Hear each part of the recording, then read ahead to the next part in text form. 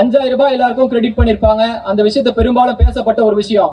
மக்களுக்கு தேவை இருக்கும்னு சொல்லி கொடுக்குறீங்க, சரி தேவைக்குன்னு கொடுத்துக்கிட்டீங்களே வச்சுக்கோமே, அதை எப்படி வருவாயாக்க போறீங்க?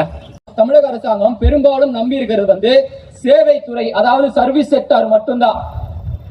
மேனுபேக்சர் செக்டாரும் இருக்கு, அதுல பெரிதளவுல வருவாய் வருவதே கிடையாது. அப்படி வரும் வருவாயும் நம்ம இந்த மாநிலத்துல கிடைக்கும் வளங்களை வைத்து தொழிற்சாலைகள் அமைந்து அப்படி வரும் வருவாய் கிடையாது. ஃபாரின்ல இருந்து வருவாங்க, அவங்க கார் இண்டஸ்ட்ரி இல்ல மற்றும் பல இண்டஸ்ட்ரிகள் மூலமா ஒரு வருவாய் ஏற்படும். இலவசங்கள்ன்ற பேர்ல கோடிக்கணக்கில் கொடுக்குறீங்கன்னா அதுக்கு அரசாங்கத்துக்கு வருவாய் ஈட்டுறதுக்கு நீங்க என்ன வழி வச்சிருக்கீங்கன்னு எங்களுக்கு கொஞ்சம் சொல்லிடுங்க. எங்க கழகத்தின் தலைவர் திரு விஜய் அவர்கள் ஒரு அறிக்கையில் சொல்லி இருப்பார், திண்டுக்கல்லில் மல்லிகை பூ உற்பத்தி அதிகம், ஏன் மதிப்பு கூட்டி ஒரு வாசனை திரவியம் தொழிற்சாலை அமைக்க கூடாது, அது மூலியமாக ஏன் பொருளாதாரத்தை உயர்த்தக்கூடாது என்று கேள்வி எழுப்பியிருந்தார்.